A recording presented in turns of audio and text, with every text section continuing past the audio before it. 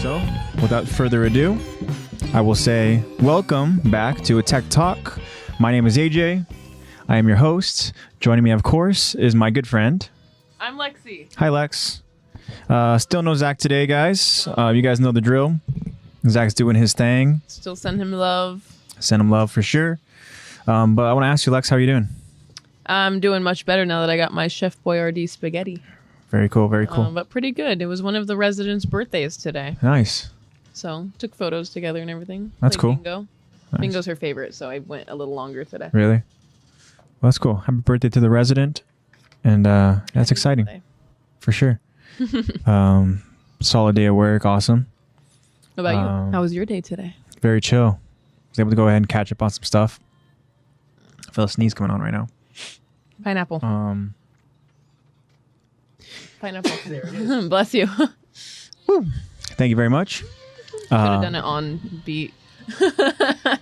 That's how you transform. Yeah.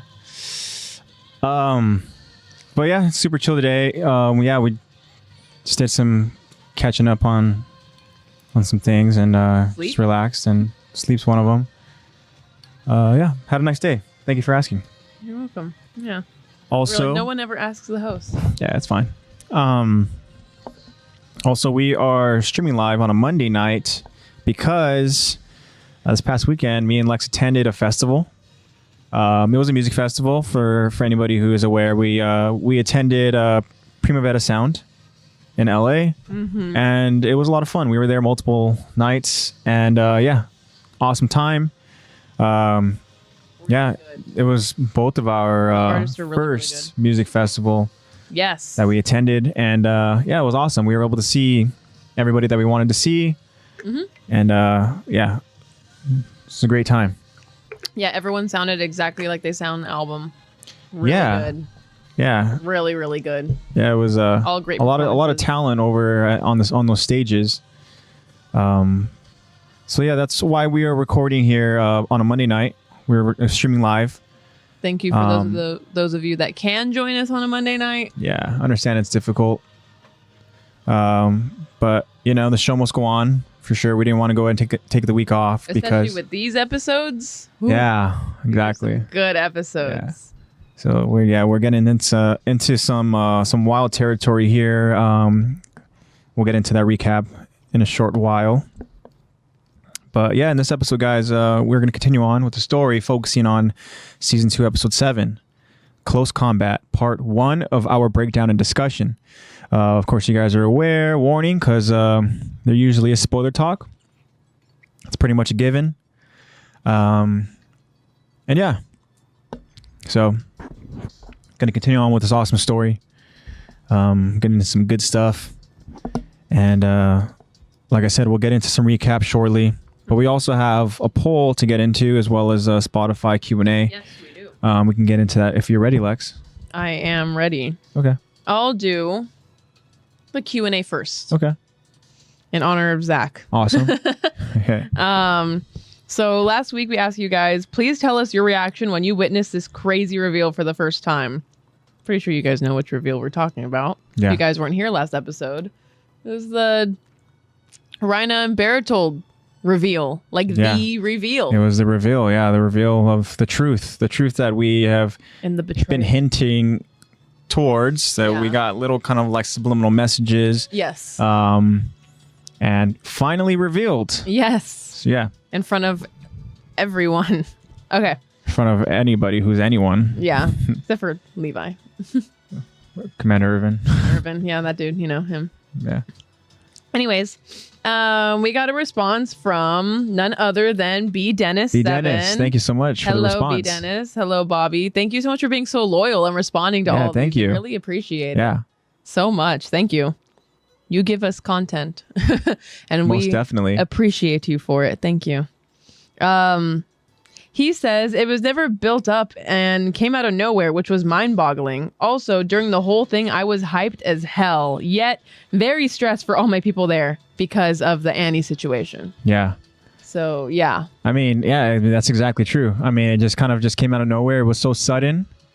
And I completely relate and agree that how I felt about the whole Annie thing, I was like, oh great, here we go again. Now when we resolve, I say in air quotes, because, you know, I was like, Annie's in this, you know, hardening kind of cocoon. Crystal thing. I was like, okay, Diamond. we're done with one, you know, One major threat giant threat. that like caused havoc to an entire like district. And now So we many got deaths. 2 major threats. Yeah. Yeah. And, They're major threats. One yeah. is a colossal titan. yeah, literally a colossal titan. And these aren't just 2 threats that were just like being introduced, you know, these are 2 threats that have been haunting some of these scouts for a while. Mm-hmm. And you think you know people. So, I mean, they're the reason why Aaron's mom is dead. yeah. Well, maybe not, you know, their actions caused. Yeah, it was a ripple effect of a lot of But death. they also got ordered to do it, and there's a whole lot of story. there's a whole lot of behind it. blame that you can put on people. Yeah. But yeah, I'm also in complete agreement with B Dennis, because like when you first watch it, it does feel out of nowhere, Yeah. because we see the subliminal messages now, we see the hints now that we know. We're like, oh look, like Bertolt's about to bite his hand. Oh look, like they always pan to Rhino. And they whenever were someone so else in is your talking about face it. too. Yeah, and then like never really noticed. Like as early as the first couple episodes, I forgot. I don't know if it was episode 2 or not, or episode 3. But when they're kind of in their little like, not quarters, but it's kind of like that. That's the space where there's like the lunch like tables or whatever and stuff and all the, that kind of like a little eating. yeah. I don't want to say like a cafeteria or whatever, but it's not. Yeah, but yeah, I'm pretty sure you anyways, guys know what we're talking about. Aaron's literally talking about the armored titan, Mm-hmm. and he's talking about how it's like, man, is that what they call him? I didn't think he was a big deal, whatever, blah, Yeah. blah, blah. Looked like a normal titan to me. And then literally after he says that, the camera switches to Rhino overhearing Who's listening all this. like, what are they calling me? Yeah, so again, it was pretty much like all the signs and little hints and subliminal stuff. It was all there for good reason, you know? Mm-hmm. Just like how some of the other stuff. Subliminal enough. Just like how some other stuff, you can kind of like go back and be like, oh, okay, that's why, or whatever. Oh, maybe, you know, like, doesn't even have to be about, you know, Bertolt and Rhina being titans. The It could Attack on be, Titan is really good at that. They're Yeah. really good at foreshadowing when you didn't even realize it was being foreshadowed. yeah, for sure. You realize it after the fact. Yeah. And I So- go, crap, this is similar to this. This represents this. Actually, that brings me to something really interesting that I saw that I meant to say it on the podcast or just bring it up.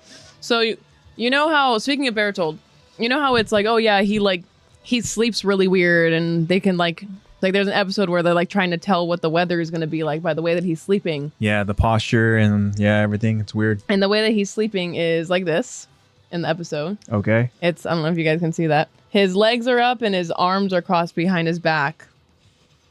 And his legs are crossed too, which is virtually the same exact pose as the Hanged Man Oh. in like tarot readings and stuff. Okay. And that specific upright Hanged Man position means so basically I'm just going to read it directly. The Hanged Man understands that his position is a sacrifice that he needs to make in order to progress forward, whether as repentance for past wrongdoings or a calculated step backwards to recalculate his path onward. The time he spends here will not be wasted. He does this as a part of progression forward. His upside down state can symbolize his feeling of those that walk a spiritual path, for they see the world differently. Where there are others that do not understand the need to sacrifice, you see it differently. This is a natural course of action for you as you walk the path alone.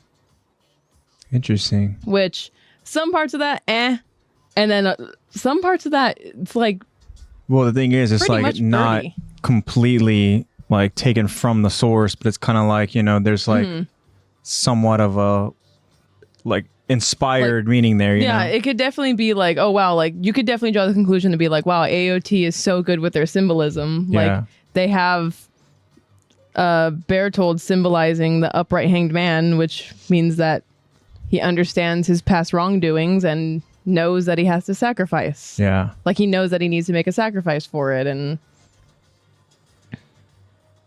which I thought was really interesting. That's deep. I was like, you know? dang, like.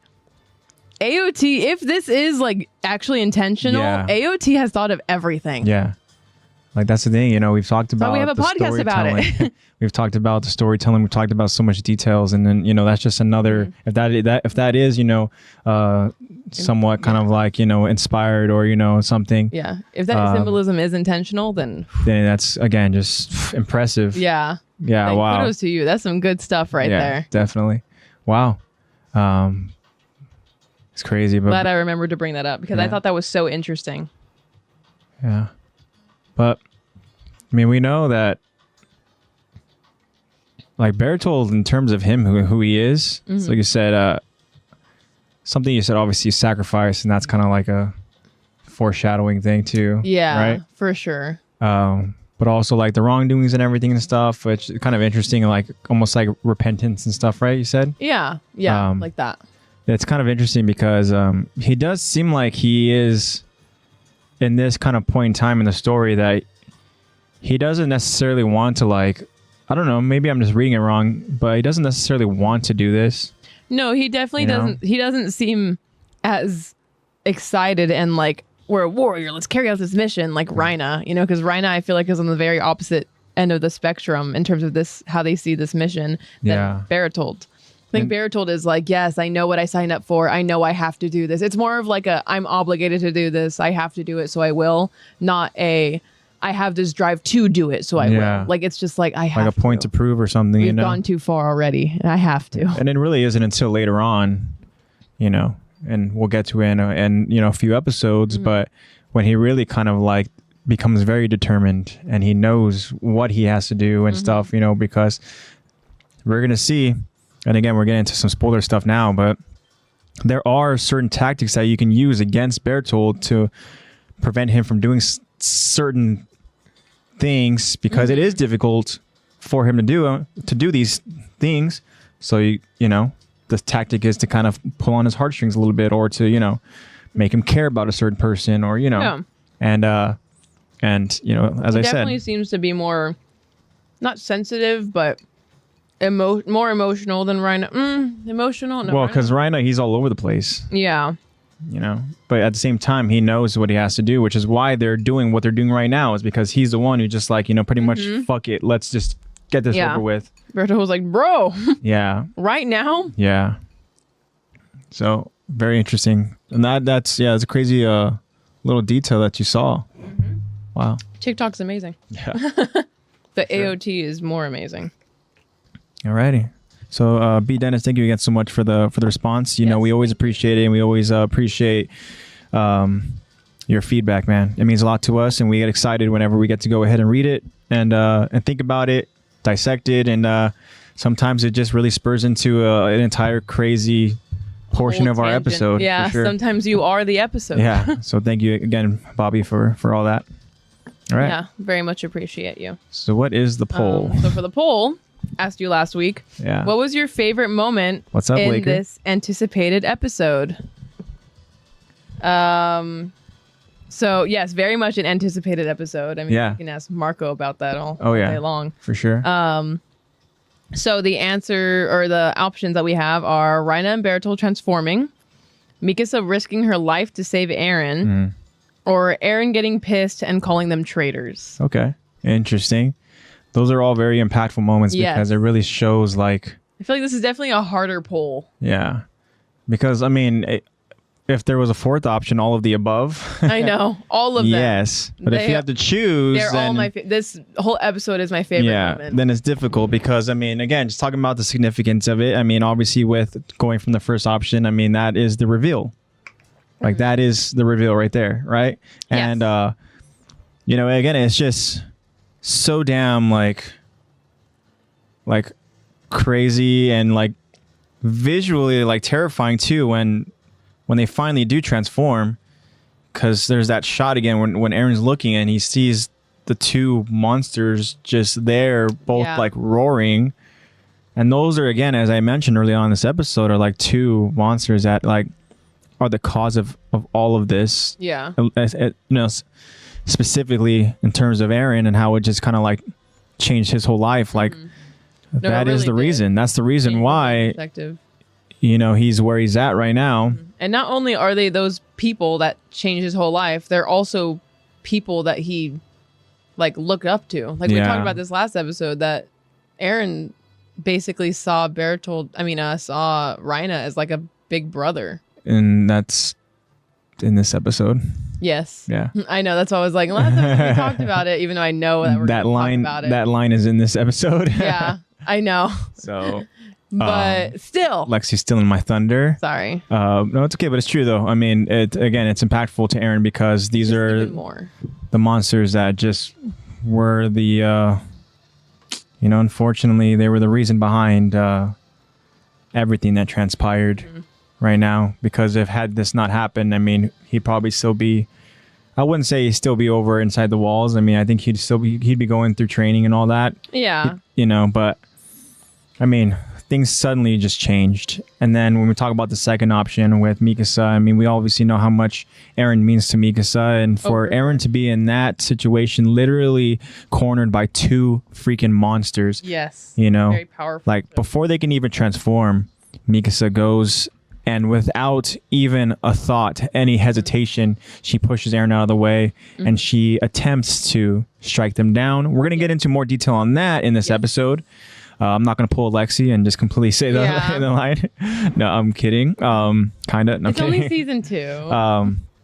But yeah, I mean, again, without hesitation, she goes out of her way to go ahead and save Eren. And that's something that we've seen her do before. But again, in this moment, it was like, again, just talk about the impactfulness of it because of who she's attacking. Yes. And when you think about it in terms of like the wording, right, that she's like willing to sacrifice herself and risk her own life, it's because like shit could have like got crazy right there. Yes. Definitely. Like she could have gotten insta killed. She could have literally not just caused the death of her, but who's to say, like, say if Bertolt didn't have control over his powers, he would have just transformed. He would have taken out that entire, all those people, that wall and everybody along, with that. Literally all the main characters. And Levi.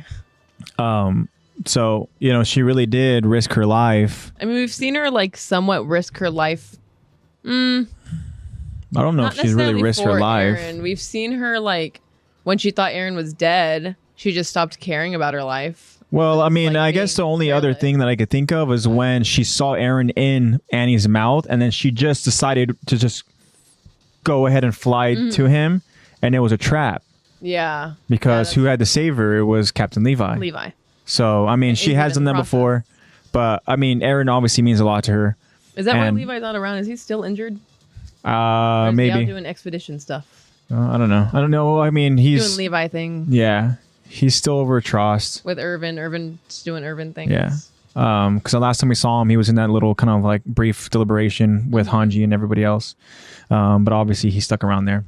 But and then finally the last option, which is with Eren and him feeling betrayed and calling them traitors. And that's something that, again, is just so damn impactful because we're going to get into, again, more of the details in this episode and the significance of it. But we did get a glimpse of it. Before that moment, he is recalling memories, and as you had mentioned, like, these two are like his brothers, and for them to be these monsters that he has dreaded and wanted to kill for so long, like, that's got to be really tough. And we see him literally like recalling these moments, and he's literally in tears, and then he just belts out that quote, and because he has to be feeling both like immense sadness and just like super intense anger, and rage, and it's just like, so he has to feel so betrayed. So I mean, 3 incredible options, and I'm curious what the results were. Yes. So starting from, actually, we have a tie for, let's say tie for second, not tie for last. Okay. Let's make it sound a little more optimistic. Tie for second, both at 25%, which is Reina and Bertolt transforming and Mikasa risking her life to save Eren. Wow. Which means that 50% is Eren getting pissed and calling them traitors. Yeah, because it's just, You could sense the pure rage and it's like what we just mentioned. Like it's a very powerful and emotional moment. Yeah, and it's a very big moment for AOT. Oh yeah. And from that was on Spotify? Yes, okay. That was Spotify. And now for Instagram, what was your favorite moment of the episode? I'll start from lowest to highest, as usual. 14% is Mikasa risking her life to save Eren. Okay.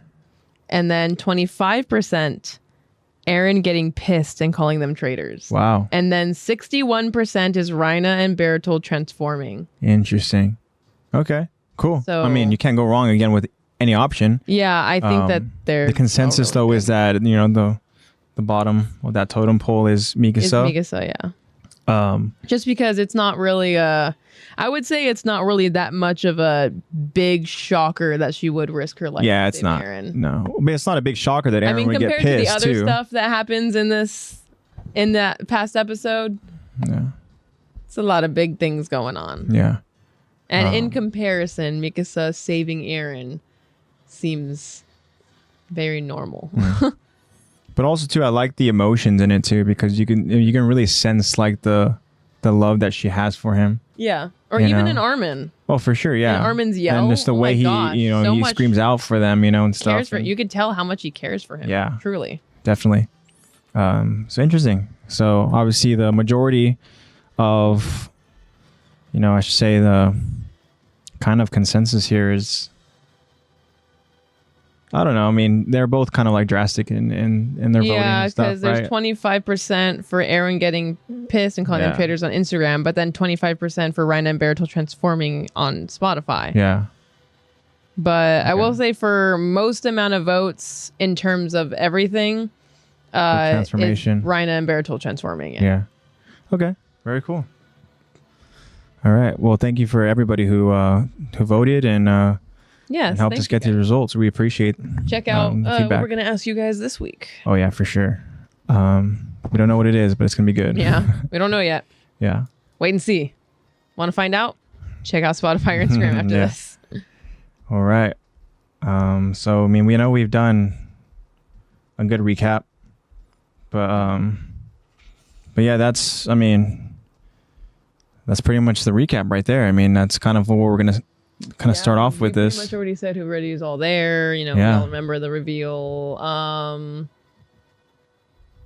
Yeah, because it starts off pretty much towards the end of the episode, so we don't really have to because in the beginning of this episode, spoiler, I'm going to spoil this episode again. Not what I had in mind when we talk about spoilers in this episode. I didn't know we're going to be spoiling this episode. The actual episode. Does it start off with a memory? Bertold trying, stealing Ymir? No. Because that's what happened last episode. Yeah. Or whatever. Attempt. Yeah, because in this episode, he's already got Ymir. Okay. Yeah. Okay, cool. Then that's the only thing. Everything else is summed up now, and then also he has Ymir. Yeah. It's all summed up. All right. So we're all summed up. We're all caught up. We got the recap. We just know that anybody, come on, you guys. that episode, You Kidding Me, Warrior, that's a big episode. Yes. So. And this one's also really big, too. Obviously, it's, you'll in comparison. But yeah, this is also a big episode. And again, guys, this episode is season 2, episode 7, Close Combat. And this is our part 1. All right. You ready for this? As I'll ever be. All right. The episode begins with a POV shot of somebody walking through the woods in the dark using a flashlight. And then we see Reina walking through that forest. Me. Only thing I want is to go back home. That's all I care about now. Reina, at this moment after saying this, we see looks as determined and focused as we have ever seen him. And then we hear Bertold. I joined the ranks hoping for assignment to the military police, tucked away in the interior. What about you? Why did you sign up? And then we see that this is a moment that happened in season 1. Mm-hmm. The moment when Reina and Bertold decide to help Eren. right? After failing the ODM balancing exercise. You know. And now we see Rhina, Bertold, Armin, and Aaron hiking up the mountain after hours. Aaron answers, "Why did I join? I decided I have to kill them." And then Rhina and Bertold both look at Aaron alarmed. "I won't stop till every single Titan is dead and rotting. Dead. Every last one." And then they all reach the top of the mountain as the sun begins to rise. Rhina warns Aaron, "You saw what those monsters are capable of, and you still want to take them on?" And then Rhina goes from warning Aaron to now he looks like he has a little bit of a smile on his face as Rhina continues. "I know you've got what it takes. I can see it in you. Am I wrong here?" And then the memory fades. And we are now back to the moment where an upset and emotional Aaron is recalling this memory. I don't know if I'm ready for this. I know, I was going to say, you going to do it again? We got the line again, guys. Whew. And then Aaron now aggressively bites down on his hand and screams out, "Damn you! You traitors!" Best I could do right now. That was good. And now Aaron transforms into his Titan and then punches Rhina's armored Titan in the face, roaring as he does it, causing Rhina to crash into the side of the wall as they both crash onto the ground. We now see a large dust explosion caused by Aaron and Rhina falling. And then on top of the wall, we see Bertold's colossal Titan. Mikasa still on the side of the wall. Recap, we didn't really recap there, but before they actually transformed, Rhina was able to save Bertold, kind of, right? Yeah. And he kind of pushed Mikasa off the wall, and now Mikasa's here. She's on the side of the wall. So Mikasa's still on the side of the wall, looks down as she waits to see if Aaron is okay. And then Mikasa changes her expression as now she appears to be angry. And then she looks up on top of the wall, only to see steam surrounding the colossal Titan. As Mikasa looks up at the top of the wall, Mikasa thinks to herself, "What's wrong with me? Why didn't I slice their goddamn heads off? That was the perfect chance. Why did I hesitate? Why?" And then we get a shot of a scared Rhina and Bertold moments before Mikasa attacked. That was it. There won't be another opportunity. Okay, interesting here. All right, let's kind of talk about this because what Mikasa said right now, it's something that is somewhat of kind of like a theory. And we've talked about this theory before, like a long time ago, but the theory that the Ackermans can't kill like Titan users. Yeah. Right? Oh, yeah. And the evidence kind of was this moment, because and also too, like later on when, they have to go back to Shiganshina and then they find, Rhina hiding. Levi tries to go ahead and strike Rhina down, but he does it. It's not a fatal blow. No. And I don't know. This is just kind of like a moment where it's like, all right. I mean, she's obviously like, why couldn't I do it? Why did I hesitate? Yeah. And it's kind of like, why did she? Yeah. Because I would imagine that these people do not mean as much to her as they do to Aaron, Armin, Connie. Especially the way that, like, how she was thought-wise and logically during the whole Annie situation. Like, she was the one convincing Aaron, like, that Annie's not there anymore, who you thought was a friend is, like, not there. That was never her. Yeah. You need to kill her. Like, you need to stop her. Definitely. So with her having this mindset, you would think that there wouldn't be any hesitation. Yeah. And I don't know. Unless it's that theory, but... Is she... Like, this could be her, like literally asking herself, like, what's wrong with me? Like almost like internally, what's wrong with me? Like, why? Like, she obviously wanted to do it, You know, the intention was to do it. Yeah. But she just couldn't But it execute didn't do that. it didn't do it. Yeah. And so it's like, okay, again, there is that, you know, whole kind of like Ackerman, like they're kind of like, I don't want to say they're protectors, but I mean, that's kind of what they are. Yeah. Right. Like ancestrally. Yeah. Yeah. And I don't know. It's kind of a moment, like I said, I want to kind of just discuss, well, you know, a little bit over when we got to it, because I know that we talked about that theory a while back. That's really good insight. To try to like revisit I it. totally forgot about that too. I was just like, why'd you hesitate? Yeah. No, I mean, that's good. obviously it showed, you know, Reina and Bertold literally terrified. You know, I mean, rightfully so, because Mikasa, she is terrifying, you know? Yes. You know, a pissed off Mikasa is something you don't want to kind of come across. No. But yeah, I mean, these actual like powerful titans are so terrified of this one woman. Yeah. And Pretty cool. she couldn't do it. She couldn't kill them. She wanted to slice their goddamn heads off. But she's saying that, you know, that was the moment. You know, there won't be another opportunity like that. Yeah. Yeah. And that's got to be difficult too, because here they are now in their Titan forms. I know. So, yeah. But another thing too, obviously, is we get a little bit more insight as to you know, what Eren was recalling, the memory and stuff, and going back to that memory. This was something where Eren had all the determination in the world, and he failed like the first exercise, right? Yeah. Granted, you know, there was some, you know, Some malfunction and stuff, and yeah. wasn't his fault, but he didn't know that. He wasn't aware of that. He needed help, and nobody wanted to help him. No. But who did? It took some convincing, but, you know, Reina and Bertold decided to go ahead and help him. Yeah. And so they traveled after hours when they weren't supposed to, up this mountain to train, I'm guessing. Yeah. Didn't really show anything. Yeah.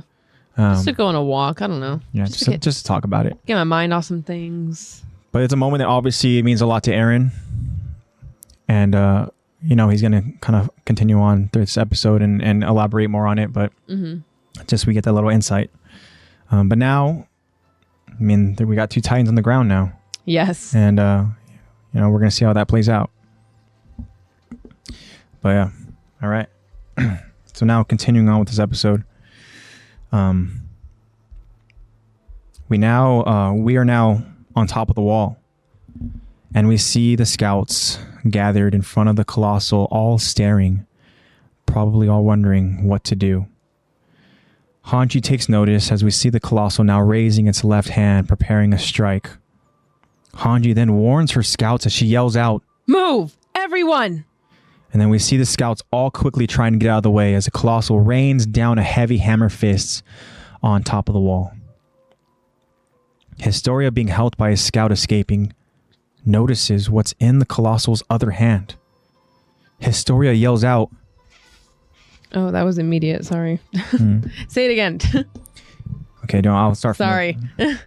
Historia, being helped out by a scout escaping, notices what's in the Colossal's other hand. Historia yells out, I'm trying to do this high pitch too because she has a high pitch. Okay, I can do this. It's got Ymir! And then a scout who we've seen multiple times now by the name of KG takes notice as he says, "Oh hell, she's not the only one." As we see that the Colossal picked up a scout after its attack. The Colossal then tosses both Ymir and the other scout into its mouth and closes its mouth tightly as KG yells out, "Shit!" Historia, watching the entire thing, just stares, devastated, heartbroken. We now see Hanji, Sasha, and Armin taking refuge on the side of the wall as Sasha says, No, this can't be happening. A confused and in disbelief, Armin asks, "How can Bertold?" And now we go back to see again a heartbroken Historia. We now see the scouts all gathered together on the side of the wall. staring at the monster known as the Colossal Titan. We see Hanji growing upset and now pissed off. And then she orders, "Soldiers, prepare to attack! The Colossal Titan doesn't walk away from this. It's a threat to all mankind. Swarm and terminate."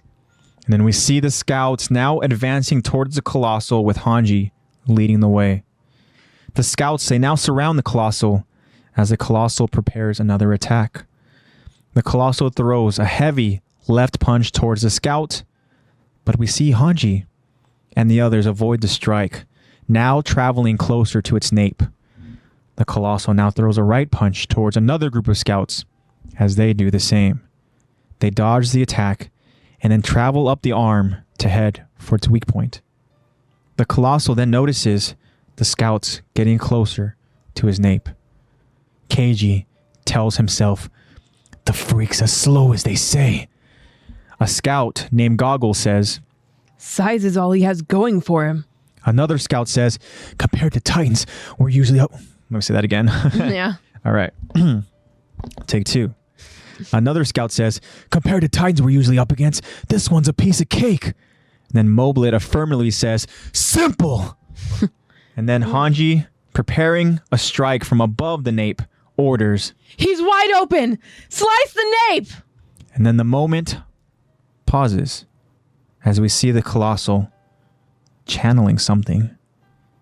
And then the Colossal lets out a ferocious yell as a ton of steam rushes from its back. The scouts begin flying backwards as Keiji shouts out, "What the hell?" And another scout shouts out, "It's too hot!" and then Hanji now orders, "All of you, fall back!" and then we see scouts escaping from a large steam cloud. The scouts, they land on the wall, and we see some scouts with significant burns. Keiji in pain says, "Oh, my hand." And then another scout tells the others, "Water! We need water!" and then we see the Colossal from a distance, still releasing steam as a protective barrier. A frustrated Hanji watches the Colossal and says, "He's vanishing!" But Armin tells Hanji, "I don't know. Something's different here. The last time he disappeared, it was more or less instantaneous. He's maintaining his form to emit heat. I think he's protecting himself." And then Armin then launches one of his ODM cables towards the Colossal, only to immediately get sent flying back to him. "As long as he generates steam, our rigs are useless. What do we do?" And then we see Hanji thinking. And then Hanji answers, "Now, nothing, except wait." Hanji then walks over to tell the other scouts, "Squads 3 and 4, take position behind the target. Rashad has command. Squad 2, stay put. Laura has command. How long he can act like a blast furnace remains to be seen. But he'll come out of there eventually. When he does, we'll rush the big bastard. Listen up. I want you to forget about taking them alive. Destroy them. No second thoughts." Hanji looks directly at Armin, and we see Armin struggling with that specific order. "Armin, you're with me. Squad 1, look alive. We've got a date with the Armored Titan." And then we see Hanji and the Squad 1 jump off the wall as they prepare to help take on the Armored Titan. All right. So, again, downfall. We've talked about downfall of the Colossal is how slow the Colossal is, right? So we see that the Colossal's trying to do his thing up there, and he's trying to take out the scouts. But with every strike, it's very slow, right? Mm-hmm. And so the scouts are very easily able to just avoid it. Yeah. Just doing circles around his arm. Yeah. And so they know the way to go ahead and obviously eliminate a Titan is to take, to slice an ape. Yeah. So that's what they're doing here. But of course, there's other abilities to the Colossal. Yes. And then we see as the Colossal is in a vulnerable state, Bertold decides to just, again, do the steam rush. that sends the scouts flying. But not only is the steam a protective barrier, it's also very hot. Yes. And so we see some of the Literal scouts steam. because they were pretty close to the nape. Yeah. And being that Definitely a good close, effort. and then getting the sudden just rush of this hot steam has got to be I mean, obviously it's got to be very surprising. Yes. But then, when you get out of the steam cloud, we saw some of them have some really significant burns. Yeah. So now things aren't so simple. Yeah. And now they're deciding. Well, we can't even use our ODM gear. Yeah. Great. So they're deciding, what do we do here? And obviously there's a couple unknowns here because, it's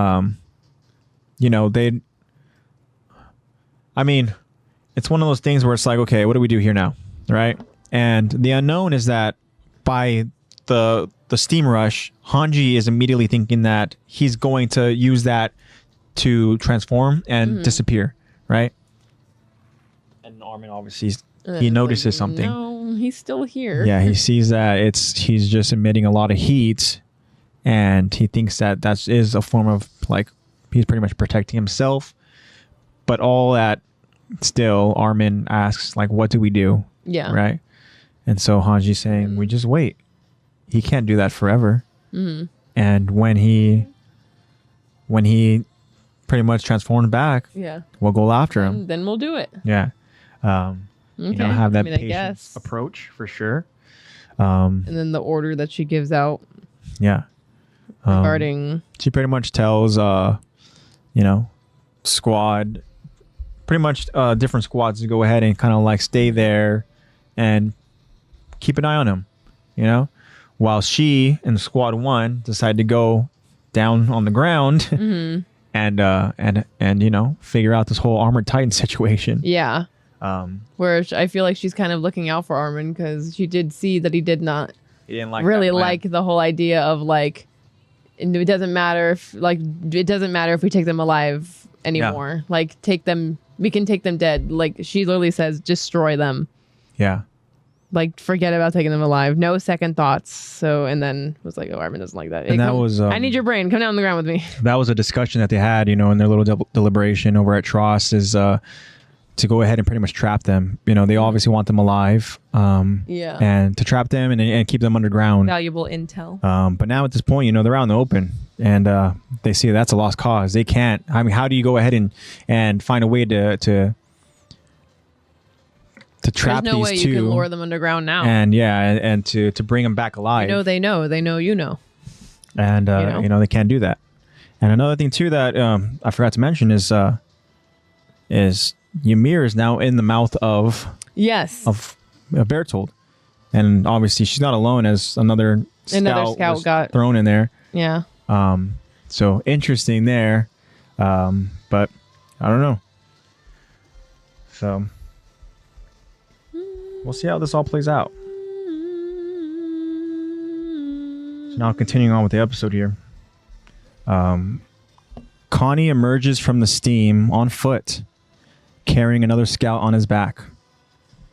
A scout orders, Krista, Connie, move further back. As we see the scout shielding Krista, Connie, and 2 other injured scouts. For now, just take care of these 2. And then Historia, still very concerned, says, Ymir, she... And then the scout quickly turns to look at Historia. She's not dead. It just isn't possible. I know it. Please, save her. And then the scout takes a look at an emotional Historia and tells her, don't worry. And the scout begins to take off. But Connie stops her. Hang on! What about Reina and Bertold? They're screwed. Neither one of them has their ODM gear. I'm begging you, wherever they are, bring them back. And then the scout just gasps as she stares at Connie. And so Connie obviously didn't get the... No. He didn't really see. I don't think he really saw what was going on. And he didn't get the message. And he's still trying to protect them, too. Yeah. It just goes to show how people have thought about... It's not just like, just mobile it. Yeah. Like, it's like, no, like, where I'm actually thinking about them. Where are they? I value these people. Make sure that you protect them. Make sure you find them. Go look after them. When it's like, Connie, I know you're slow, but yeah, Connie's confused a lot of times, and and this is another moment where he like, who's gonna tell him? Who gonna tell him? The kid has a good heart, Yeah. He's looking after He his means well. He's looking after his comrades, and unfortunately, he's looking after the wrong comrades. Yes. Because guess what, Connie? They don't need ODM gear. Yeah, they don't need ODM gear. They're I know they're the monsters. They don't want the ODM gear. To latch onto them. Yeah. Zeke wants the ODM gear. Yeah, Zeke does. Yeah. So you can take credit for it. Thank you, Mike. Yeah. 9. Poor Mike. But yeah, and then Historia again. She's very concerned, and she affirmatively says that she's not dead. It's not possible, right? Unfortunately, it is possible. Had Bertold, swallowed her, consumed it, and how would that have worked? If he did eat Ymir, Yeah, because he would get. They don't compile, do they? It's just one of those things where the Jaw Titan is going to be dead for a while, and then it's an offspring or somebody's going to be born with randomly born with that ability.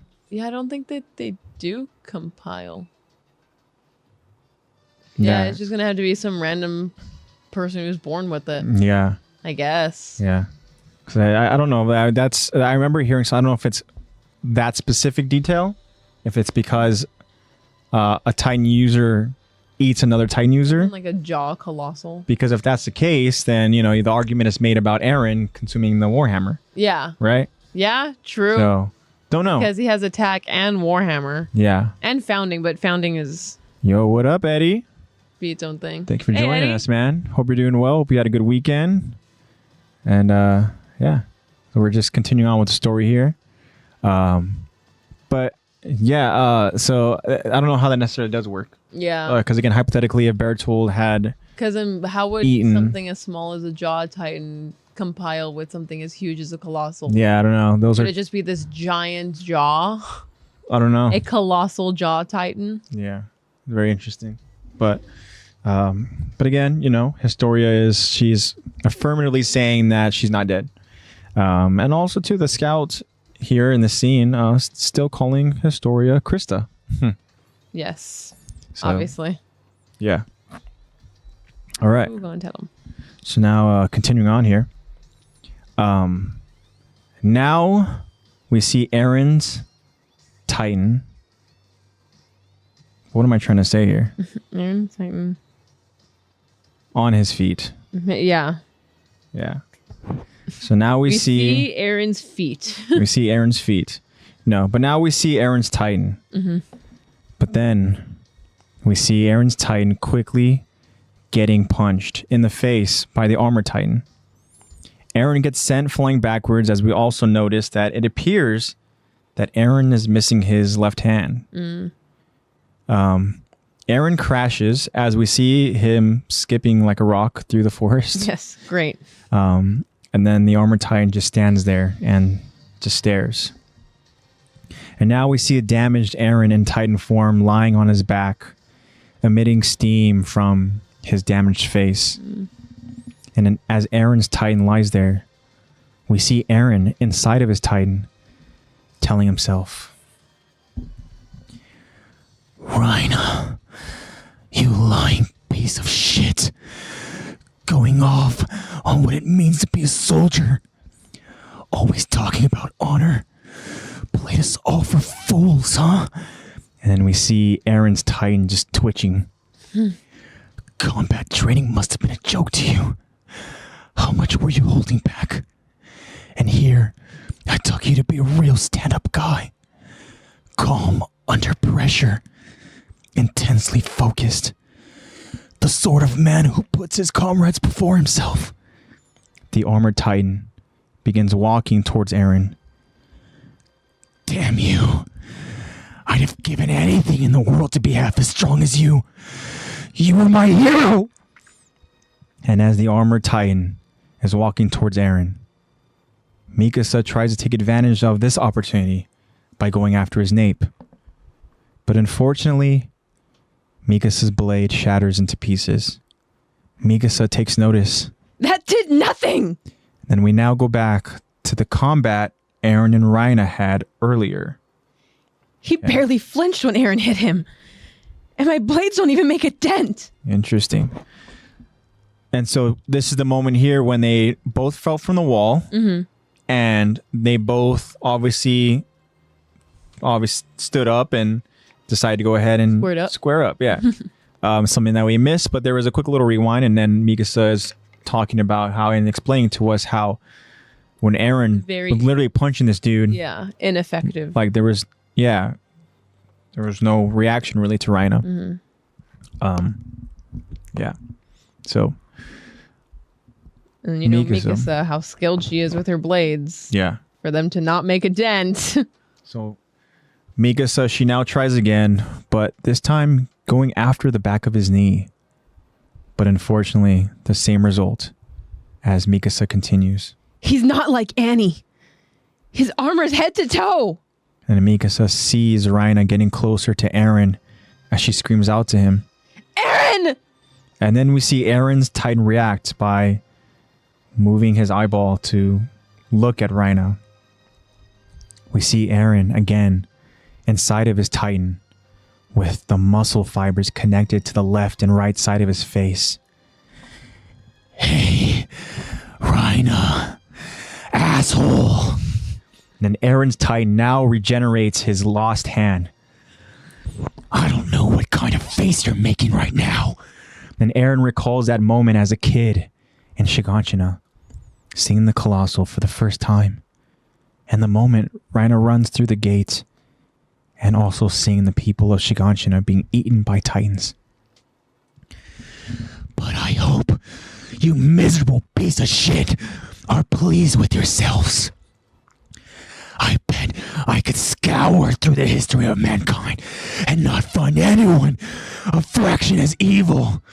As we recall now, Carla Grisha's death. Mikasa is literally on the back of the armored Titan, trying to break away at his armor by constantly stabbing the armor around the nape over and over and over again. And then suddenly Mikasa stops as she looks up.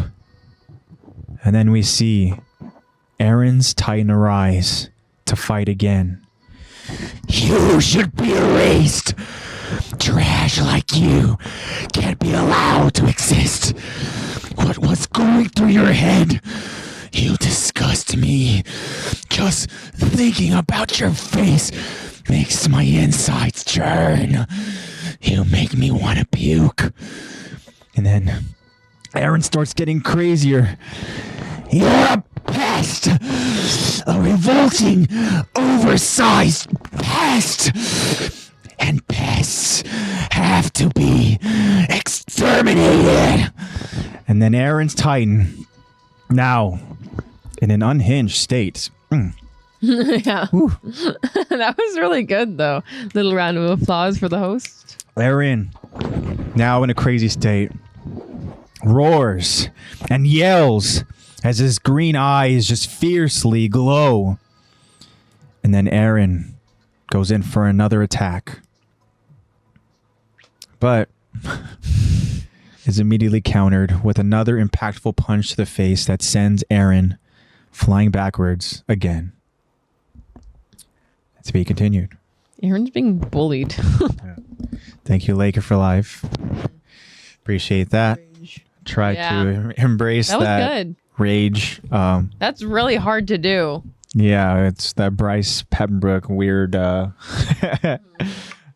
It's that weird when kind he starts of getting like state, especially when Eren starts getting like unhinged, and when he's in his Titan, he has like this demonic voice. Yeah, but you did good. Yeah, good job. for sure. Thank you. Yeah, it's like a weird thing where you kind of like when you come back to, you're like, oh. Yeah, you're like, wait a minute, what's my normal voice sound like? Yeah. But obviously, despite the rage and despite the ambition and then the determination to get up and fight, still, as Mikasa said, it didn't matter because the punches do nothing. Yes. And the blades do nothing. So Reina goes and he decides to punch Eren again. So impactful again because he's got armor all over him that this armored fist comes flying at you with such force that it just boom. He's got like built-in brass knuckles. So sends Eren flying. And Eddie, he's mentioning imagine how long it took to animate that. Yeah. So that specific fight that Eddie is referring to. The Colossal with Wit is much more. It just seems much more CGI. Yeah. And even I meant to like mention this earlier. I thought it looked kind of wonky when you have the Colossal like was swinging at the scouts and everything before he did his steam rush, and it literally looked like his shoulder was like dislocating. I was like, okay, yeah. Bertolt's got some crazy range of motion. He's flexible from that weird sleeping, I guess. Yeah, he was definitely like they definitely over exaggerated the range and stuff, you know. Yeah, and it was very weird. Okay. Just like how they obviously over exaggerated the bite that Colossal did from obviously throwing Ymir and the other scout in there. Yeah, it was just so very kind of like. Yeah, very just like one bit. Yeah, you could just like, no. We go for the dramatics here in Attack on Titan.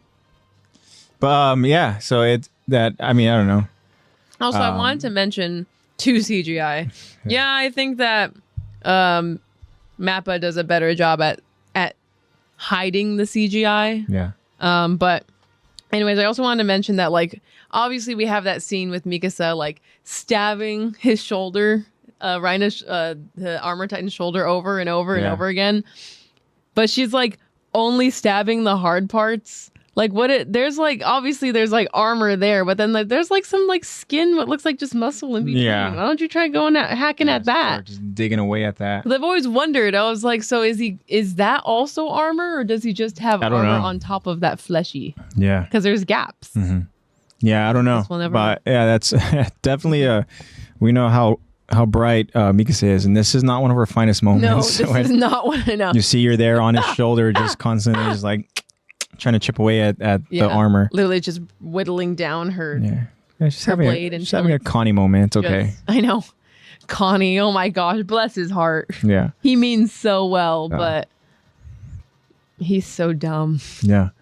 What does he think is happening then? Thinks these random Titans. Oh my gosh, they're back. These random Titans are back. They suddenly appeared. Yeah, I don't know. And yeah, that's why. I mean, I guess you could draw the conclusion, be like, oh, that's why Eren's really angry because they. I don't know. Mm-hmm.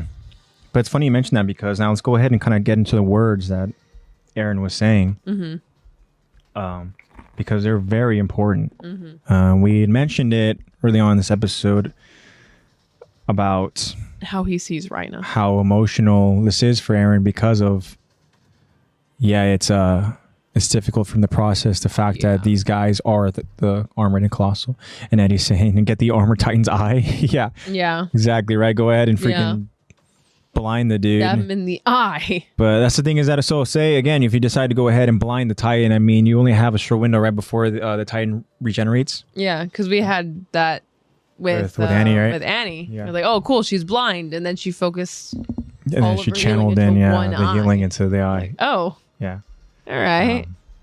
Well, but then so now Eren, he's now just feeling absolutely betrayed, and talking about how Reina just again, he always talks about what it means to be a soldier, right? Talking about honor.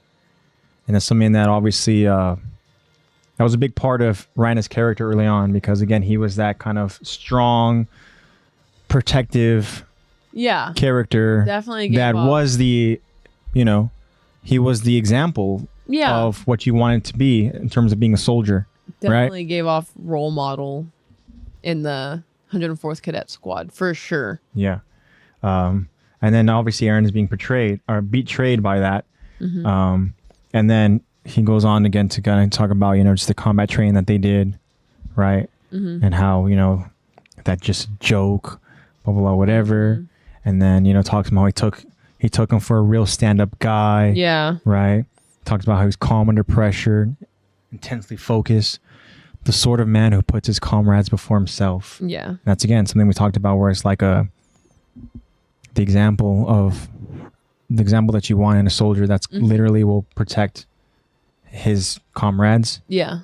And While also being strong enough to like go out of his way. And yeah, he was just like the perfect example. Yeah.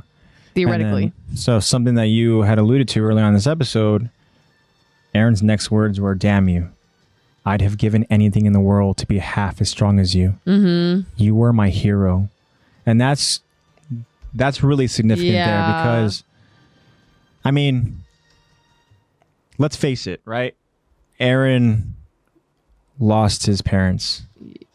And in that point, the example, kind of role model, I should say, like, it's something that he doesn't really have that during this major point in his life anymore. Like, he doesn't have growing that up and everything. He doesn't have that anymore. Especially in got to find it in some a point in his life where he really needs it, because of all the despair and all the death and stuff. He didn't have somebody that could be there and be that role model for him, because he immediately just, pretty much enlisted into the cadet training and stuff. And who's going to be a role model? Freaking Sardis? No. Sardis not there to be a role model. He's there to be your worst enemy.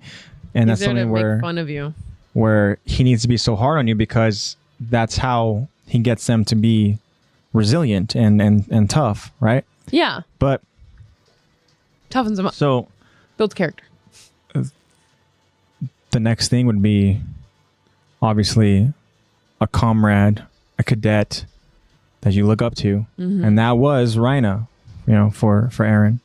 And again, in terms of Aaron's character, like, I feel like this is so important. The fact that Aaron always portrayed himself to be this very brave and determined soldier who wants to kill all and any Titans, right? And then for him to say that he wishes that he could be half as strong as Rhina, and Rhina is his hero, is again, it's, it takes a lot of guts to admit that. Yeah, it's, especially with how stubborn we know that Aaron is, but also like he's pretty much like validating himself and being like, this is why I am so angry. Yeah. Like, this is why I feel like you're like, where he like literally makes a comparison, brings up saying, where is it? I bet I could scour through the history of mankind and not find anyone a fraction as evil. Yeah. Well, I mean, I don't know, man. They're out there. We have season 4. Yeah. Well, that's the thing, is that like the reason that Rhina and Bertolt are the way they are is because of other people. Yeah. So other evil people. There's just a whole lot of factors and a whole lot of just elements that go into like how they are. Like, of course, what they're doing, not right. Yeah. But in the way that they were raised to be warriors and trained to be, like, they are essentially like victims of their own, like, of their own story.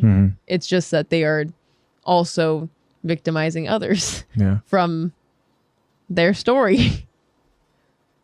Yeah. I mean, I don't know. But this is another difficult moment again that we talked about, where it's like the emotions that Aaron is feeling. So like, so much so to the point where like we've seen now Aaron gets into that crazy mindset again in his Titan. And it's happened a few times, and for the most part, it works in his favor. Yeah. He becomes very, like, again, resilient and strong. Yeah. And we see that again, that resiliency when literally his missing hand grows back, immediately. Yeah. But again, it doesn't matter because the passion. Because the armor Titan is just, he's, it's in the name. Just haymakers. He's just like, he's got armor. Brass knuckles, sending this other Titan like off of his heels, flying backwards. So like aggressive, so like dramatically like, oh, all right. Well, Aaron does not look like he's in a good situation right now. So we're left with it to be continued to go ahead and see at a later point Aaron get his ass kicked. Yes. Hey, but at least we know looking good. that Hanji and Squad 1 are heading over. I know. We know that Hanji's there to. We know that there's people that point and laugh at him. Yeah, for sure. But yeah, very interesting. Now I want to say very quickly, Eddie, if you're still listening. Oh, Eddie. No, Eddie just sent it in. So Eddie said in a little chat saying, I do get where Aaron's coming from, as in he found a big brother in Reina because he didn't have his family anymore after the fall. And even worse, he knew that the Armored Titan was behind the attack on Shiganshina as well. So his anger makes a lot of sense in this part of the story, at least. Oh, it does. for sure. Yeah, I think Aaron's completely validated in feeling the way that he feels. I mean, Reina is the reason, right? Mm-hmm. Oh, yeah, definitely. I saw this, where Eddie's saying that the Armored Titan is inspired from Brock Lesnar. Yeah, that's true. I saw that. And then also with Aaron's Attack Titan is kind of also inspired by Yushin Okami, who is another MMA fighter, a very famous Japanese fighter who was in the UFC, very good in his heyday, and that kind of like style. The fighting style was inspired, and that's something that we're gonna get into, I believe, in this in our part 2 discussion. I think. Yes. The MMA, element of their fighting style, which should be interesting. Some sports commentators in the next episode. but yeah, so now at this point, Eddie, I do want to say, man, that that music festival was a lot of fun. Mm-hmm. As I mentioned in the start of this episode, that was mine and Lexi's first music festival that we attended. Mm-hmm. And we really didn't know what to expect going into it. We just knew that we want to go see this person, this person, right? And so it all worked out. We were able to see who we wanted to see, and it was tremendous, man. It was a lot of fun. And I know that you had mentioned on Instagram about trying to go, just didn't work out. But yeah, man, the music festival was really cool. It was a lot of fun. Yeah. Really good music too. We'll definitely love to go again in the future. And it's just really tiring after a while. Yeah, after a couple days, you're like, all right, your legs start hurting. But it was worth it. Definitely worth it. Yeah. And I think I know who Lexi's favorite of the weekend was. Do you think? You think you do? Because she was in tears the entire time. Yeah, I cried for every single song. I thought I was going to cry maybe just for the beginning, maybe just for my favorite song. Well, probably because they opened literally with my favorite song. Mm-hmm. Yeah. Yeah. Addie's asking, was it the Nocturnal Festival? No, it was Primavera Sound. Yeah, Primavera Sound in LA over at the... And it was their very first Primavera Sound in LA. Really? It was the very first one in LA. And so we made history. Yeah. We were the first Primavera Sound in LA. Awesome. We were a part of it. And it was awesome, man. Lexi's favorite was Cigarettes After Sex. Definitely. That was the one that I cried beautiful. to every single song. They I was were like amazing. making eye contact with him, crying. Yeah.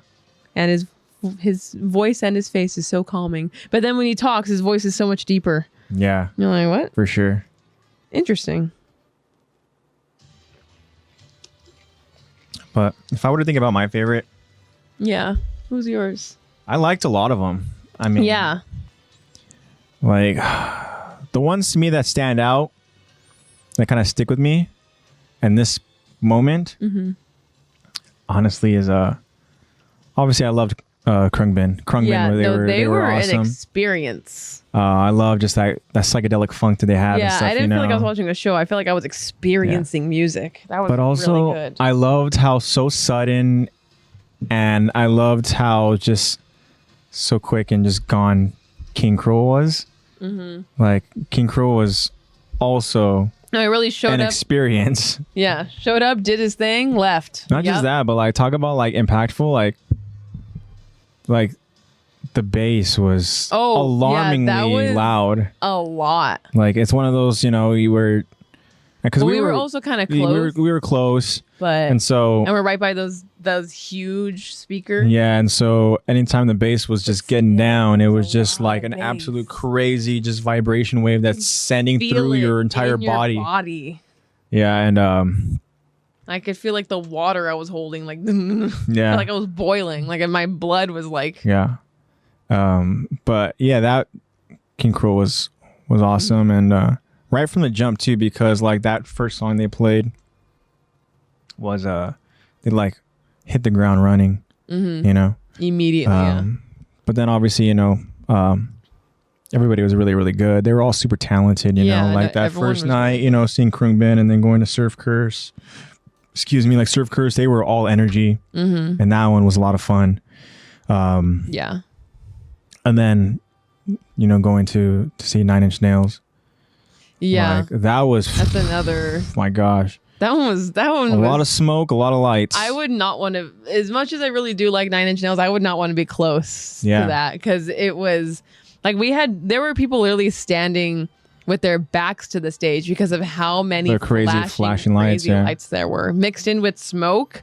Like it was just crazy lights. Definitely, like even if you didn't have epilepsy, that would hurt your eyes. Yeah, for sure. But he's another one whose voice is more like nasally when he sings, but then he talks and it's just like, oh, yeah. Oh, okay. Yeah, Nine Inch Nails. Yeah, that sounds exactly like the track. Yeah, they all sound. Yeah.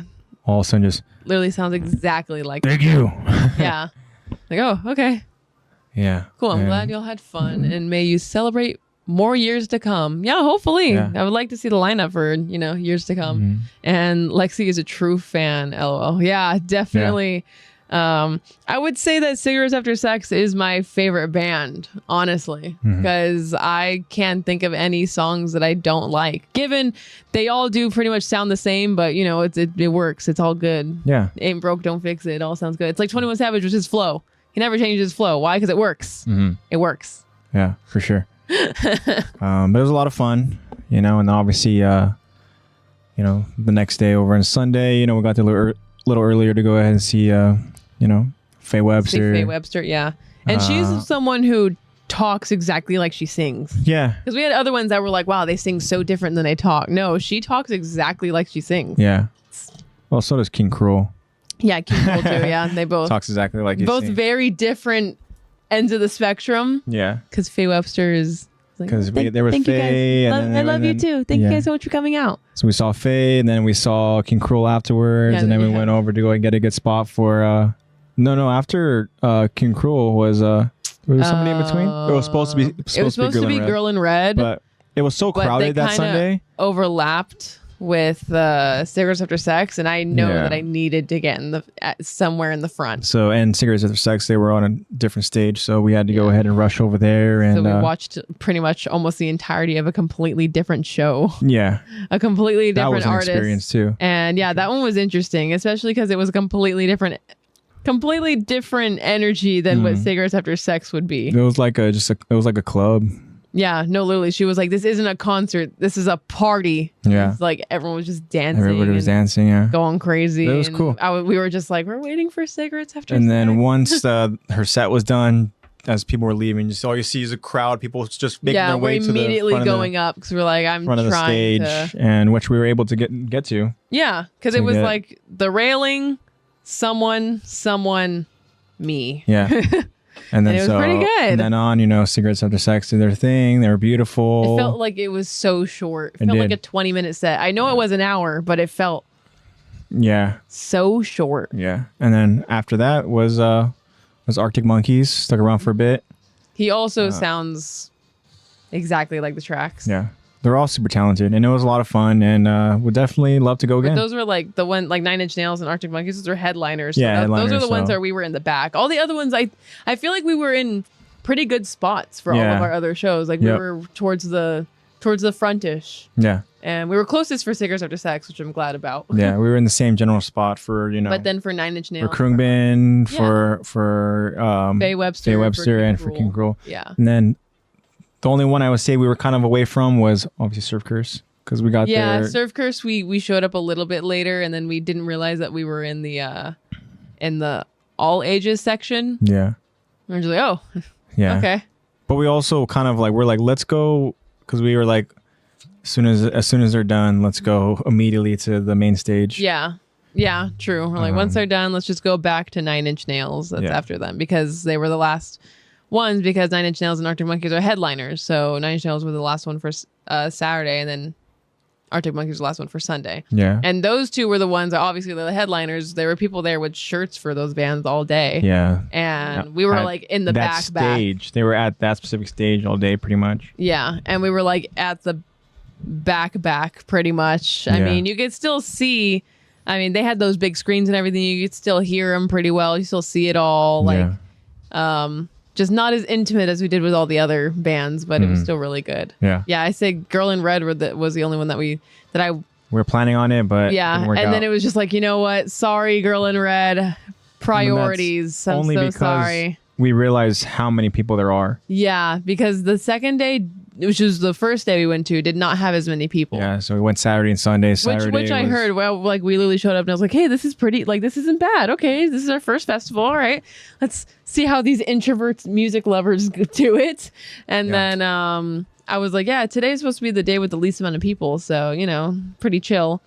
And then Sunday was just an absolute crazy storm of people. That's what we were like, we cannot plan because we were planning just to stay for like the first couple songs for Girl in Red, and then because like Cigarettes After Sex and Girl in Red kind of overlap in their sets, so we're like, okay, there's no way we would have been able to. No, we would not have gotten nearly as close as we did for Cigarettes After Sex. Sorry, Girl in Red. I gotta listen to my Cigs After Sex. So it was a lot of fun, and Eddie, maybe we'll see you at the next one. Still so surreal that I saw them live, but yeah. So Eddie, when you coming through for the next one? Yeah. When's the next Primavera Sound? We'll see you at the next one for sure. Yeah, catch AJ at a different one. Yeah.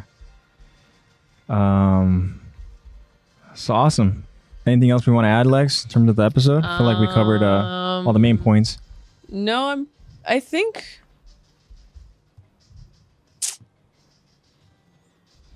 I wanted to for something I forgot to bring up. The whole like it was a very, very big to Historia, her seeing basically Ymir getting eaten. Yeah. And then people being like, oh crap, like whatever. And then in reality, Ymir is just like in the mouth. And then Historia, whatever, same girl. It's like the main one to be like, no, she's not dead. Yeah. Like she's not dead. Like did the others think that she was dead? Or I don't know. I mean, I think it's safe to say the other dude's dead. No, the other dude, we don't know who the heck that guy is. Yeah, it was just a random scout who happened to have just not been able to escape quick enough. No, sorry, dude. Just in the wrong place at the wrong time. Don't be hanging a shoot. He was probably like taking care of Ymir and everything too. Probably like about to transport her to get, because the orders was to like get her in town to heal these wounds. That begs the question though. When you transform into a Titan, do you get the desire to just eat people? Because Bertolt decided just to toss the dude and Ymir in his mouth. I know. So yeah, that's true. So Bertie like, technically did like eat someone. Like, why did he decide to go ahead and do that? You know, I understand why he would do that to Ymir. Was it 2 hands? Yeah, he had 2 hands, and then he went over and threw them both. And then he just went. Yeah, did we ever find out who that dude was? No. It's just no. Yeah, it's dead. Sorry, dude. He's just dead. Yeah, I didn't realize that. We literally have like confirmation that Bertolt has eaten a human. Yeah. Like just straight up eaten. So that's the thing, and like it made me think right now as you mentioned that, like man, you know, like Reina legit ate that dude. Like why? Bertolt, yeah. Yeah, Bertolt. Legit ate, yeah. Well, I'm sure Reina's eating his fair share. No, I just got a little hungry, for protein. Yeah, for protein. But yeah, I mean Bertolt just like I don't know, it's very weird. Unless he was confused, like this is Aaron. No. Yeah. Like no, not that's Aaron, not dude. Him. But or he just really hated I think that the others probably think, all right, it's lost cause. Now we have to try to survive.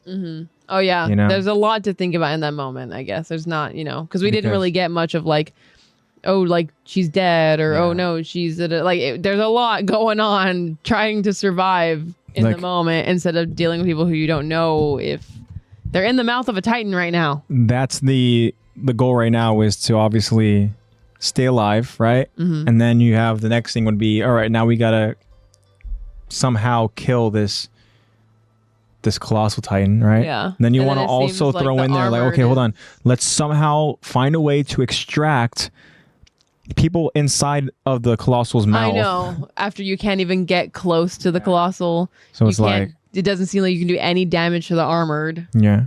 So. So I think it's like, all right, well, unfortunately, it's a lost cause. But I mean, obviously, there was like Historia was pleading with that scout, like, Yeah. like, please, like save her. Yeah. Like she's she's not dead. It wouldn't make any sense. Why would they eat her? Yeah. Like that? And then, obviously, But also, why would they eat that random dude? Yeah. Birdie? He got a then little hungry. He needed it followed for by- extra steam, Followed by confused Connie and like, please save I know. Bertold and Rhina. They don't have Connie. ODM gear. He's Dude. right. They don't. Yeah. They don't need it. Yeah. But poor Historia. Meanwhile, Ymir's in a coma state, just getting all slimed up with saliva. I know. She's just like in this warm. It has to be real warm in there. Yeah. Warm, stinky. And stinky. Yeah. Ugh. Sounds like torture. Yeah. Being in a titan mouth. Mhm. I mean, dying sucks too, but like, imagine you dying in that setting. Yeah. Ew. I think your nightmare would be getting Titan puke spat Yeah. up on you, And just feel like, and then you getting stuck in that. yeah. and then No, it literally dying would in get that. stuck in the ball because it would be like the puke of like the people that they pretty much have already eaten, Yeah. and then it just comes back up. It would be like a literal nightmare. Yeah. Like a nightmare is an understatement for sure. All right. Unable to connect to chat. Attempting to reconnect. Well, hopefully no one's typing in chat right now.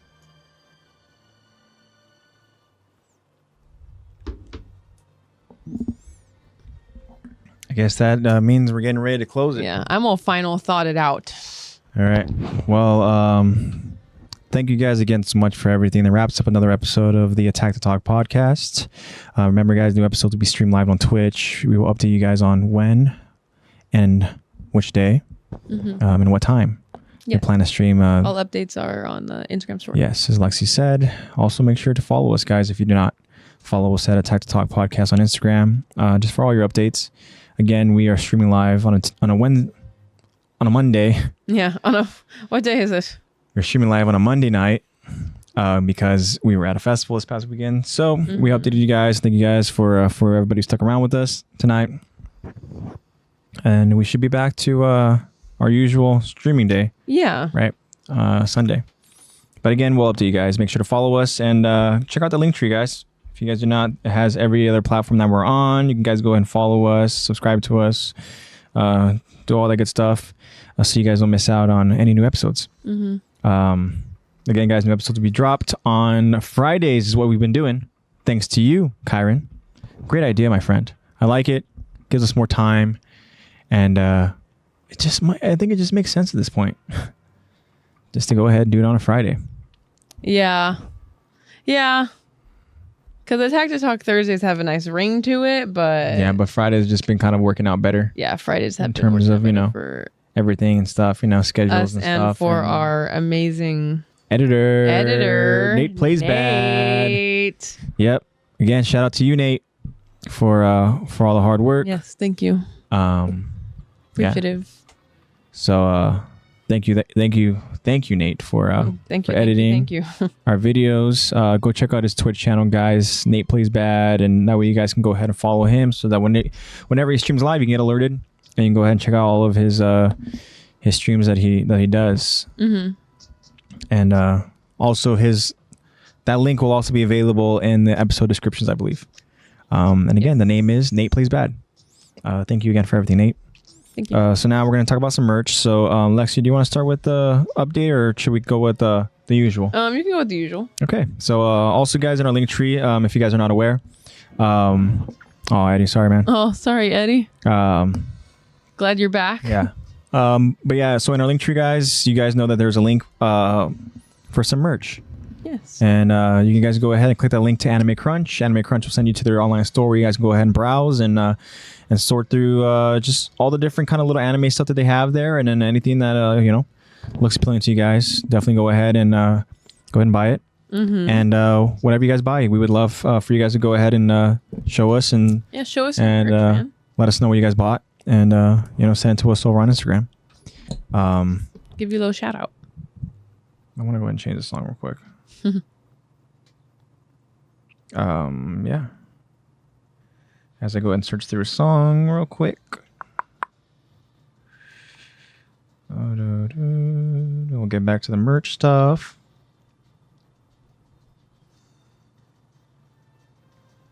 So many good options. So much to choose from.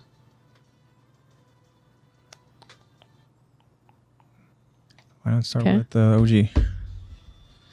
But yeah, guys. So check out the link for AnimeCrunch. Check out their Instagram. It is AnimeCrunch, ANIME, Crunch with 2 H's, and then the number 24.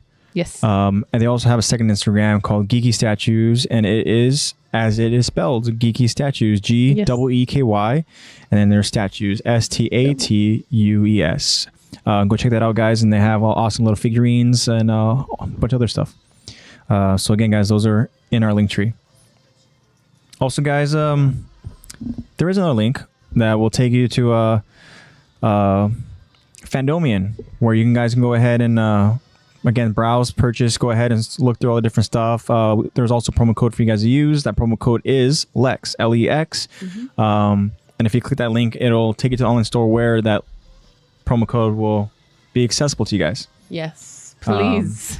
Please. So yeah, guys, go ahead and send us a photo of whatever you guys get from look there. at the different stuff in Fandomion, because it goes beyond anime. There's a lot of different stuff. And then as a matter of fact, I believe Lexi has an update. I do. Fandomion actually messaged me like an hour before the podcast today, asking, pretty much reminding, letting me know that they actually sent me a few photos of the merch, but I'm not going to show you guys here. You guys can check the link and check it out for yourselves. They have they put out some new Halloween stuff, which I think it looks really cool, and then some new anime stuff from some more like smaller, lesser known animes, which is really cool because you don't really see a whole lot of merch from like lesser known animes and stuff, and it's usually hard to come by. So if you guys are looking for merch for some more not as popular animes that you guys really enjoy, check out Fandomion. And then if you guys are looking for some we're coming right up to spooky season. I'm so excited. Go ahead and check out Fandomion. They have some really cool stuff for you too. Brand new stuff too. Get yourself some brand new Halloween stuff. So very pretty cool. Yeah. Look it up, guys. Go ahead again. That you can use my code for a discount. It's available in the link tree. Click the link and it'll take you to the Fandomion store. Browse through all the different stuff, even to the stuff that Lexi just mentioned, where you guys can go ahead and see the different Halloween stuff that Lexi is talking about. And if you see anything you guys like, go ahead and use that promo code, LEX. So, yeah, guys. Thank you for that. Just now talk about some art. We also have in our link tree, guys, a link that will send you to a very talented artist, ArtofCesar. Caesar is very talented, guys. So if you click that link, it'll take you to his Etsy store, and you can go ahead and search through the different art that he has available. And yeah, go ahead and support him, guys, because he's a hardworking artist who is just he's grinding. You know, he's coming out all these different pieces of art and stuff, and that's all stuff that you can go ahead and see for yourself over on his Instagram. That is at ArtofCesar. It's art_of_Caesar_ on Instagram. Check it out, guys. Again, very talented, very cool dude. And yeah, so if you guys decide to go ahead and purchase anything that you see from him on his Etsy store, we'd appreciate if you guys go ahead and maybe shout us out a little bit too, and just be like, hey, let them know. Attack the Talk says hi or We whatever, sent you. or let them know that you guys heard from Attack the Talk. That'd be really cool. Because that'd be awesome. And so go support them, guys. Again, that link is in our link tree. Also, we have some very talented friends who join us week in and week out. We appreciate their support, and we want to, of course, support them in their endeavors and in their creative talents. Yes. So, Lexi, you want to go ahead and do some shout outs here? So firstly, let's go ahead and shout out Marco. Yeah. He wasn't able to join us tonight, but still really talented artist, great guy, friend of the podcast, friend in real life. He has been really he's been drawing a lot of Berserk stuff, and he's been doing really, really good work. Like, it's starting to look like almost like realism. Really? It's getting really good. Wow. Yeah. And I actually talked to him about it a bit, because whenever he posts his art, I got to hype him up, support him and all that. And he was telling me that he was like, I think I finally have done enough drawing, and he's basically gone through his training arc that he finally feels like he's ready to finish drawing our fan art. Oh, cool. That he was like, I've been training and I've been working and been drawing and sharpening his skills, and he said that he finally feels ready for to do some fan art for us. Very cool. Which I was like, dude, no rush. I think your art, no matter what, is really good. Yeah. Like, the fact that I'm glad that he's been drawing so much. Yeah. But if you guys want to check out his new art, he has a whole new highlight on his art on his Instagram, and it is loaded with so much art. He has so much on there. Go check it out. Lots of talented stuff, both on paper and digital. His Instagram is MARC0MAMONE. It's Marco Mamone. It's his name, except the O in his name. The last O in his first name is zero. Okay. So check him out. And then we also have someone who is joining us actually in this chat, episode right now. Who actually just put in chat right now. I love Caesar's guitarist drawing that he posted today. And Marco, OMG, dude, I love the Berserk drawings you've been putting out. Hell yeah. Yeah. He's been putting out some really good stuff. And then Caesar is always putting out. Yeah. And so since Eddie is, showing his support for our friends here, we also got to show support to Eddie. So Lexi, if you can, I'm getting it. I have it. talk to us about Eddie. Yeah. So Eddie, we didn't find out until like last month that he is this also really brilliant, amazing artist. Yeah. Who has a similar kind of art style to Caesar's art. Yeah, I would say it's similar to Caesar's. Yeah, for sure. And both fine line with a lot of detail, and I love that. It's really cool. And if you guys want to check out Eddie's artwork, it's going to be Art de Juan, which is ArtDejuan on Instagram. Check it out, guys. So check out our amazing friends who check out our friends' stuff. Who have these very special talents, and let's just spread the love and support. I mean, Eddie's clearly supporting all these other artists, and he himself. Not just that, but we love Eddie's support. Eddie. I know we say it at the end of every episode, and I'm going to say it probably 5 more times after this. But but Eddie, thank you so much, man, for just everything, for your support, you joining us in these episodes, man. And yeah, it's it means a lot to us for sure, man. So just thank you for everything. We always hope that you're doing well, man, and you are our friend here and stuff, just everything that you've been doing and showing your support, not just to us but to our other friends, man. It means a lot. So thank you for that. And of course we want to shout you out, man. So go check out Eddie's art over at ArtofCesar on Instagram, and do it, guys. Yeah. Friends. Also, Eddie has a YouTube channel where I'm sure we forget to plug that too. Yeah.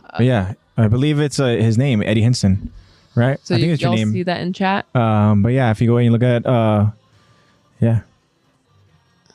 Cool. So Eddie is letting us know that Yes, he I posted saw a Darth that. Vader drawing. I earlier. honestly couldn't tell if that was a drawing or a photo. It was really good. Hell yeah. It was really good. Right on. But yeah, guys, Eddie also has a YouTube channel. Go ahead and check that out, guys. I believe it is his name, is his channel, which is Eddie Hinston. Check it out, guys. Go support our friends and yeah. So very cool. Thank you for that, Lex. Yes, of course. Thank you. And of course, guys, thank you all for the continuous support. It means the world to us. And yeah, Eddie's saying that, yeah, he will be back on YouTube as well. So something to look forward to, guys. But again, just thank you so much for everything. You know, just keep trying to spread the word, guys. You know, we obviously want the channel we want this to grow. And we'd appreciate, you know, you guys helping us out along the way. Yeah. But yeah, thank you guys again for everything. Thank you. Remember, guys, look out for future Spotify Q&As. Those are Spotify exclusive. So if you guys listen on Spotify, make sure to scroll down and look at that question. Don't be afraid to give us a good response because we absolutely love reading them. We appreciate them And, so much. Yeah, and of course, B. Dennis, thank you so much again for your responses and all your insight. And it's, you know, you can tell that, you know, Bobby knows his stuff. Yeah. Because his responses have so much. Very well thought out. Yeah. They make us think. Yeah, there's so much to them. And again, as Lex just said, you know, it makes us think. And we love when we're able to go ahead and start, you know, thinking about, oh, wow, that response, like, wow, this and next, you know, it kind of takes a life of its own. So again, guys, if you guys watch us on Spotify, don't be afraid to go ahead and scroll down and look at that question, read it to yourselves, think about it, guys, and go ahead and answer so we can go ahead and talk about it whenever we stream live.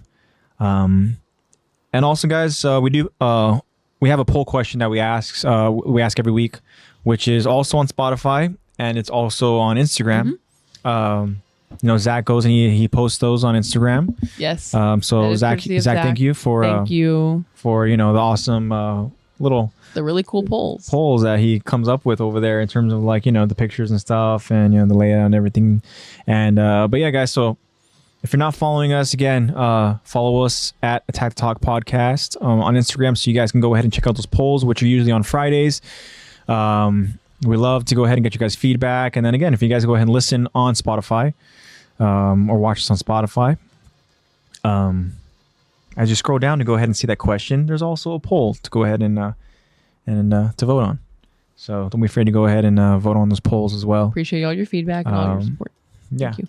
Because we know that the feedback is very much needed so we can talk about it. Yes. Very You guys much appreciated. like I said before, you guys give us content. Yeah. Thank you.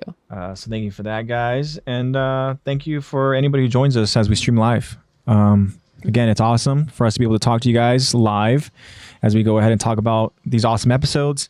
And you guys really make our episodes. So it's a lot of fun for us to do. And so thankful for you guys' time, really.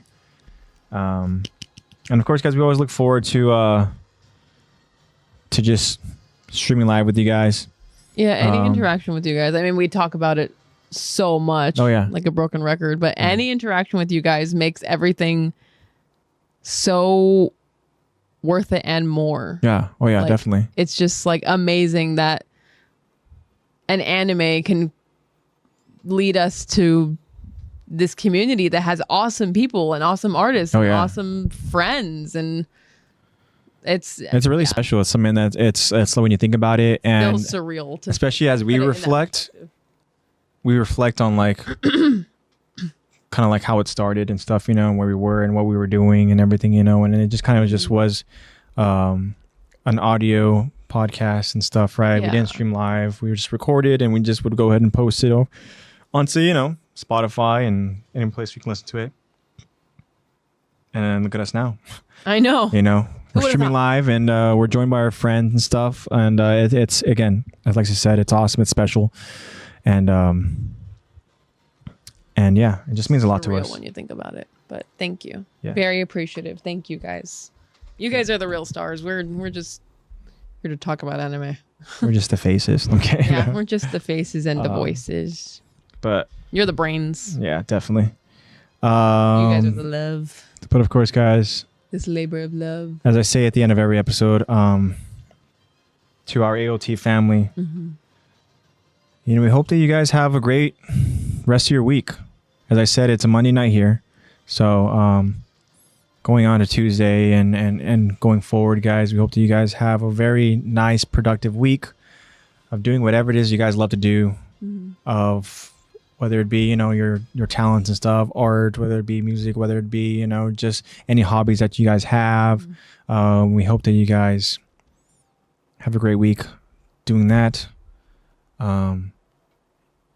We hope that you guys stay safe, and we hope that you guys are just embraced with some form of love, and yeah. But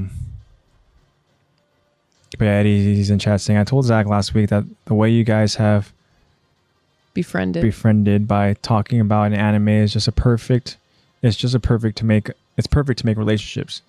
So you guys are awesome. The dedication to talk about anime with so much passion always makes me commend you guys 100%. And thank you for that, Eddie. We appreciate that, man. And we know that you are also passionate about, you know, AOT as well, Eddie. Because there's so many times, my friend, when you go ahead and you mention in chat so much insight, some certain details and stuff that like we didn't even realize. Checking. We're like, oh crap, stuff that we forgot. And yeah, man. So Eddie's there keeping us on our toes. So it just says we are dedicated and passionate about this anime. We definitely can tell that you are too, my friend. And thank you for the kind words as always. So yeah, and of course, guys, as I said, be safe, spread love and positivity, be there for one another. If you guys are going through anything, just know that it is currently just a storm that will pass. You guys will weather that storm, and there is a nice little sunny day waiting for you at the end of that storm. Okay. And after rain, just think about how clear the skies are after that. Yes, of course. And also don't be afraid to talk to anybody, guys, about whatever it is you guys are going through. That's obviously a very important thing nowadays is mental health. And nowadays you don't have to be afraid to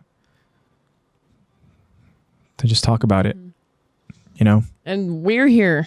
Definitely. If you don't feel like you have anyone to talk to, we are here. Yeah. Because you guys are this podcast as much as we are this podcast. Definitely. So yeah. But Eddie's saying, dude, I swear I'm having Mandela effects. It's not ashes on the fire. I remember it being ashes on fire, which just sounds way cooler. Ashes on the fire. Yeah.